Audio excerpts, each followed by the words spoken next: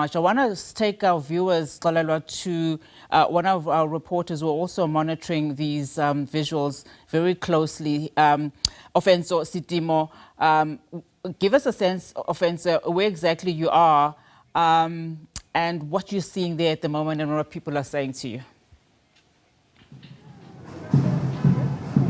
Absolutely. Well, a good morning to you. I can tell you that we are actually in Arcadia, on the corner of Steve Biko and Stanzabo Pape Road, where there is a reenactment of the 1956 Women's March to the Union buildings. We know that the women actually marched there, protesting about some of the past laws that actually restricted them from being in urban areas at certain times. So, in fact, they had to justify their presence whenever they would be in places called South Africa, whenever they would move away from the Bantu stance. But in fact, there's a group of civic rights movements that are actually being part of this particular protest, being led by women in uniform. That is mostly officers wearing uniform in the law enforcement agencies, different law enforcement agencies that are actually forming part of this particular protest. Well, I'm going to try to move out of the way. As you can see, most of the fleet of the emergency services are actually now passing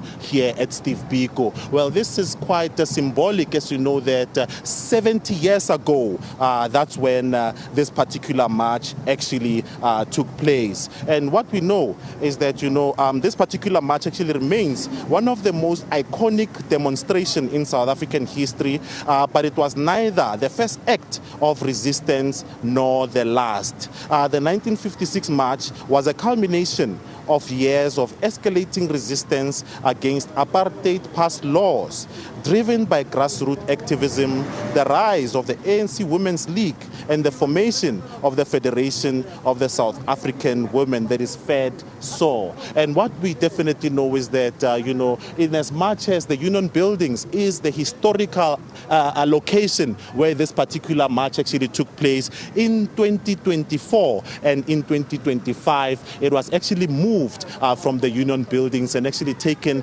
to Limpopo and to the Northern Cape. This as part of showing that in as much as, this protest actually happened in Pretoria, but to a certain extent they culminated to a change that actually took place nationally. So even as you can see here today, even 70 years after that particular protest, that showed that there is unity in power. And in fact, when you are united, you can actually go further. This is that particular example to show that even 70 years after that particular march, there is still, a resonance with what these women stood for. The phrase that says, "Watinta bafazi, watinta mbokodo," to a certain extent still resonate with a lot of women in the country who are still grappling with a lot of challenges, among them being equality in the workplace, working with men, and also the GBV that is currently an issue that was actually declared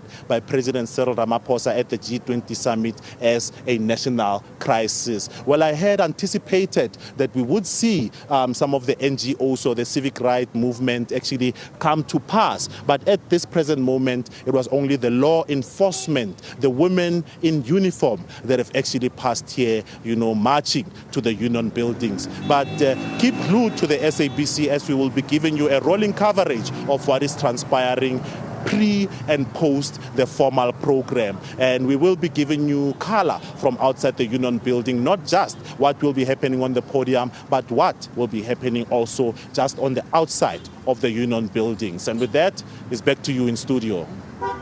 All right, Ofentse Setimo there for us as we continue, of course, to give you rolling coverage on today's commemorations of Women's Day, just marking 70 years since that iconic march.